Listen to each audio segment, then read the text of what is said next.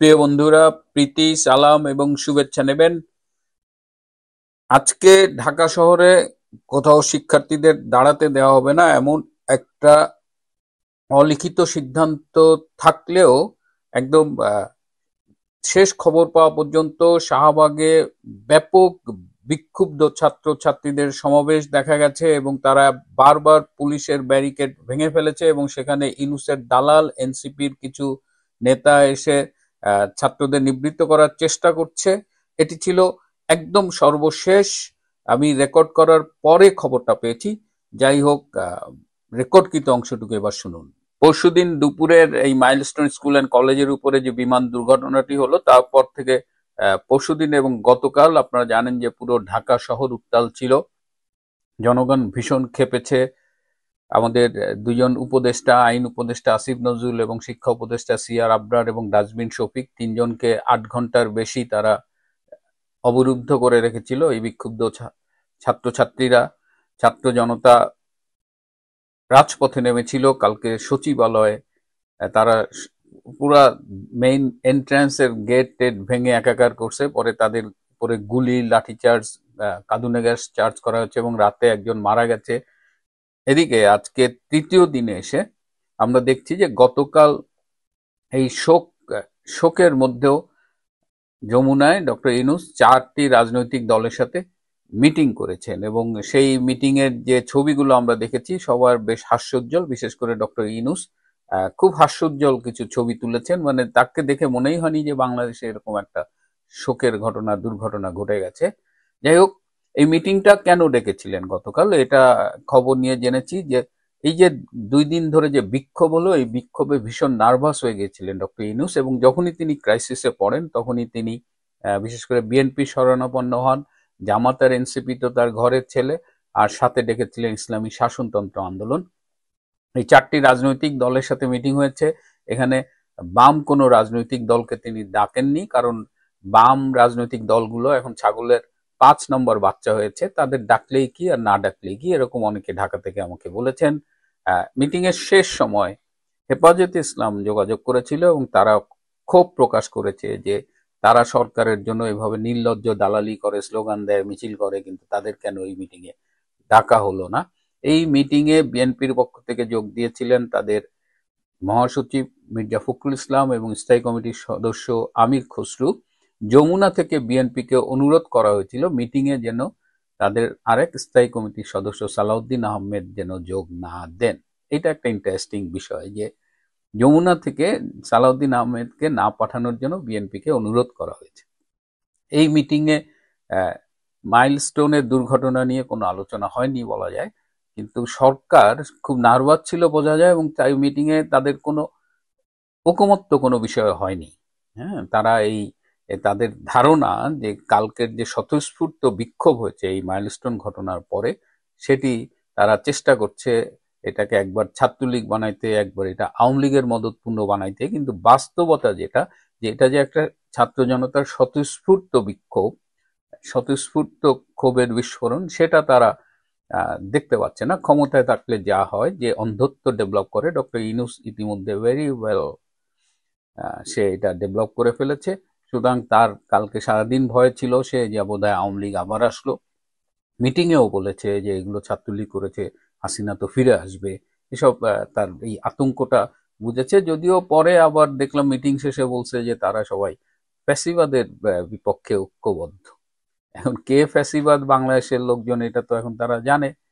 যাই হোক, বাংলাদেশের মিডিয়ার উপরে কড়া সেন্সরশিপ নতুন করে আরোপ করা হয়েছে। এই যে মাইলস্টোন নিয়ে যে বিক্ষোভ হচ্ছে, আজকেও ১২টার সময় যে সমাবেশ ডেকেছিল ছাত্রছাত্রীরা এবং তাদের অভিভাবকরা, সেই সম্পর্কে দেখবেন যে মিডিয়া মোটামুটি একদম চুপ। মাইলস্টোন স্কুল কলেজের আশেপাশে ওই চত্বরে আবারও বিক্ষোভ হয়েছে। পুলিশকে তারা গতকালকের মতো আজকেও তারা ধাওয়াধাই হয়েছে, পাল্টা ধাওয়া হয়েছে এবং আমি শুনেছি যে আজকে মাইলস্টোন স্কুলের সামনে নাকি গোলাগুলি হয়েছে, পুলিশ নাকি আবারও ফায়ার ওপেন করেছে।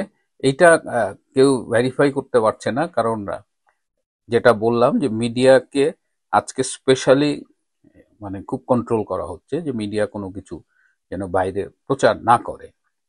এবং এটা ডাস্টবিন শফিক, গতকাল আপনারা যেটা বলছিলাম যে ৮ জন এই 8 ঘন্টার বেশি 2জন উপদেষ্টা এবং একজন ডাস্টবিন শফিক অবরুদ্ধ ছিলেন, এবং সেখানে শিক্ষার্থীদের 6 দফা দাবি, যেটা আসিফ নজরুল অবরুদ্ধ অবস্থায় মেনে নিয়েছেন, সেখানে শেষের দুটো দাবি খুব ইন্টারেস্টিং। তার মধ্যে একটা ছিল হলো যে এইসব পুরনো F-7 যুদ্ধবিমান বাদ দিয়ে নতুন বিমান কিনতে হবে, এবং এই প্রশিক্ষণ ইমপ্রুভ করতে হবে, এই ক্রাউডেড এরিয়া থেকে বাইরে ট্রেনিং নিতে হবে। ওই সব দাবি ডক্টর আসিফ নজরুল মেনে নিয়েছে। এবং এই কারণেই হাসি পাচ্ছে যে নতুন প্লেন কিনবে কেমনে, ট্রেনিং চেঞ্জ হবে, ক্রাউডেড প্লেসে ট্রেনিং করা যাবে না। এই দাবিগুলো ডক্টর আসিফ নজরুল কি করে ওই অবরুদ্ধ অবস্থায় মেনে নেন, এটা নিয়ে আরেকটা খুব ইন্টারেস্টিং বিষয়। এই 4 দলের মিটিং এর সাথে টেলিফোনে যুক্ত ছিলেন আমাদের সেনা প্রধান জেনারেল ওয়াকার খান।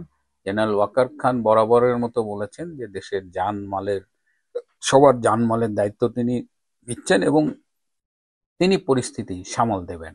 যদিও গতকাল এবং পরশু কিছু সেনা সদস্যের আচরণ নিয়ে আপত্তি উঠেছে, তাদের শাস্তি দাবি করা হয়েছে, কিন্তু যেহেতু জেনারেল ওয়াকার আপনাদের আশ্বস্ত করেছে, তাহলে আপনারা নিশ্চিত থাকেন যে সমস্যা আরো বাড়বে, কারণ তার সেই ক্ষমতা নাই যে জনগণকে নিরাপত্তা দেওয়ার। আরেকটা বিষয় সেটা হলো যে ছাত্রছাত্রীরা আন্দোলনে শিক্ষা উপদেষ্টার পদত্যাগ চেয়েছে। শিক্ষা উপদেষ্টার পদত্যাগ চাওয়ার কারণটা কি? মাইলস্টোন স্কুল এবং কলেজ যেহেতু এটা শিক্ষা প্রদান করে, সেহেতু একটা শিক্ষা মন্ত্রণালয়ের অধীন, সেই কারণে। কিন্তু এখানে তো মাইলস্টোন স্কুল অ্যান্ড কলেজ তো ভিকটিম, তাদের উপরে একটা বিমান ভেঙে পড়েছে বলেই না এত দুর্ঘটনা। এখানে শিক্ষা মন্ত্রণালয়, শিক্ষা উপদেষ্টার দায় কতখানি? বিমানটা কোন মন্ত্রণালয়ের অধীনে? বিমানটা চালায় কে? এটা তো প্রতিরক্ষা মন্ত্রণালয়ের অধীনে। প্রতিরক্ষা উপদেষ্টা কে বাংলাদেশে? নিঃসন্দেহে সেটা প্রধান উপদেষ্টার অধীনেই এই প্রতিরক্ষা মন্ত্রণালয়, অর্থাৎ প্রধান উপদেষ্টাই এই দুর্ঘটনার জন্য যদি দায় দিতেই হয় উপদেষ্টাকে, সেটা সেই প্রধান উপদেষ্টাকেই দিতে হবে। সুতরাং পদত্যাগ যদি আপনি দাবি করেন, প্রথমত আপনার যে পদত্যাগ দাবি করতে হবে সেটা হলো প্রতিরক্ষা মন্ত্রণালয়ের দায়িত্বপ্রাপ্ত উপদেষ্টা। এই জায়গাটাকে সুকৌশলে কিন্তু সরিয়ে শিক্ষা উপদেষ্টাকে বলির পাঠা বানানো হয়েছে। সবশেষ যে খবর পেয়েছি, গতকালকের মতো আজকেও ঢাকা শহরে বিভিন্ন জায়গায় যে মিছিল হয়েছে, বিক্ষোভ হয়েছে, সেখানে শেখ হাসিনার পক্ষে স্লোগান হয়েছে, এবং এমনও শোনা গেছে যে শেখ হাসিনার সরকার বারবার দরকার, এটা তো বলাই হয়েছে। এছাড়া অনেক ছাত্রছাত্রীকে বলতে শোনা হয়েছে যে তারা প্রয়োজনে চাঁদা তুলে বিমান ভাড়া দিয়ে শেখ হাসিনাকে বাংলাদেশে নিয়ে আসবে। এরকম একটা পরিস্থিতিতে সরকার যখন ব্যাকফুটে, তখন আজকে যে খবরটা পেয়েছি যে সাধারণ শিক্ষার্থীদের পক্ষ থেকে, মাইলস্টোন স্কুল অ্যান্ড কলেজের শিক্ষার্থীদের পক্ষ থেকে আগামীকাল সকাল 10টায় দিয়াবাড়ি গোল চত্বরে এক সমাবেশের আয়োজন করা হয়েছে, এবং তারা যেহেতু আটকে পড়া আইন উপদেষ্টা, শিক্ষা উপদেষ্টা আসিফ নজরুল এবং মিস্টার আবরার, তারা তাদের যে দায়িত্ব 12 ঘন্টায়ও তারা পূরণ করেনি, সুতরাং তাদের আলটিমেটাম দেওয়া হয়েছে এবং নতুন করে কিছু 6 দফা দেওয়া হয়েছে। এই দফা মেনে নিতে হবে, না মানলে তারা একটা আলটিমেটামও দিয়েছে, সেই আলটিমেটাম না মানলে কালকের এই দিয়াবাড়ি সমাবেশ। তাদের দাবিগুলো খুব ইন্টারেস্টিং। তারা মানে প্রথম দাবি হলো যে 22 তারিখে গতকাল যে মেনে নেওয়ার দাবি, সেটা 12 ঘন্টার মধ্যে মেনে নিতে হবে। জাতির সামনে ব্ল্যাক বক্সের তথ্য প্রকাশ করতে হবে। যে বিমানটি দুর্ঘটনায় পতিত হয়েছে, তার ব্ল্যাক বক্সের তথ্য রিলিজ করতে হবে জাতির সামনে। মাইলস্টোন কলেজের সিসিটিভি ক্যামেরার ফুটেজ প্রকাশ করার জন্য তারা কথা বলেছে, এবং আরো বলেছে যে সেনাবাহিনী নাকি এই স্কুল অ্যান্ড কলেজের সিসিটিভির ফুটেজ নিয়ে গেছে। তো সেই ফুটেজ কারা সরালো সেটাও এই দফার মধ্যে আছে। তাদের আরেকটা দাবি হলো যে কার নির্দেশে শিক্ষার্থী ও শিক্ষকদের উপর লাঠিচার্জ করা হলো, এবং ছাত্রদের শেষ দাবি যেটা, ছাত্রদের মারধরের আদেশ কে দিয়েছে তারা তাকে চিহ্নিত করতে চায়। তো এরকম এই 6 দফা নতুন করে দাবি এসেছে, এবং তারা খুব সতর্ক করে দিয়েছে কোনো রাজনৈতিক দল যেন এর সাথে সংশ্লিষ্ট না হয়। তার মানে এটা হলো একটা স্বতঃস্ফূর্ত ছাত্র শিক্ষার্থীদের আন্দোলন। হয়তো সেখানে জনগণকে আমরা দেখতে পারি।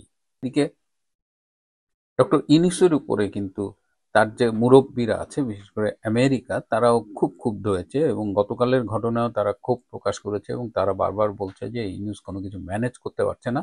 তো ইউনূস চেষ্টা করছে যে টাইম বাই করতেছে, আসলে আমেরিকাকে বোঝানোর চেষ্টা করছে তাকে আরেকটু সময় দেওয়া হোক, সে আর কিছুদিন সময় পেলে সব গুছিয়ে আনবে এরকম করে। কিন্তু আমেরিকা তাকে আর কতটা সময় দেবে আমি ঠিক বুঝতে পারছি না, কারণ তার উপরে আমেরিকা এবং বাংলাদেশে ইউনূসের অবস্থানের ব্যাপারে যে যে শক্তিগুলো, বাইরের যে যে শক্তিগুলো কাজ করে, সেই শক্তিগুলো কিন্তু ডক্টর ইউনূসের উপরে মোটামুটি এর আগেও অনেকবার আস্থা হারিয়েছে, কিন্তু এবারের মতো আমি কখনো দেখিনি যে তারা ডক্টর ইউনূসের উপরে এরকম লেভেলের ক্ষুব্ধ। ইভেন সম্প্রতি যেসব আমেরিকান প্রতিনিধি দল বাংলাদেশ ঘুরে গেছে, তারা প্রত্যেকে ফিরে গিয়ে ডক্টর ইউনূসের সরকারের ব্যর্থতাকে হাইলাইট করে ট্রাম্প অ্যাডমিনিস্ট্রেশনকে ইনফর্ম করেছে। কিন্তু ডক্টর ইউনূস এখন নানানভাবে আমেরিকাকে প্রলুব্ধ করার চেষ্টা করছে। এই মানে গোপন বাণিজ্য চুক্তি, সেনাবাহিনীর সাথে চুক্তি, করিডোর, এইসব নানানভাবে চেষ্টা করছে আমেরিকাকে কোনোভাবে যদি ম্যানেজ করা যায়। কিন্তু আই ডাউট ডক্টর ইউনূসের দিন কি ফুরিয়ে আসলো কিনা। প্রিয় বন্ধুরা, আজ এ পর্যন্তই। ভালো থাকবেন, সুস্থ থাকবেন, তার চেয়েও জরুরি হলো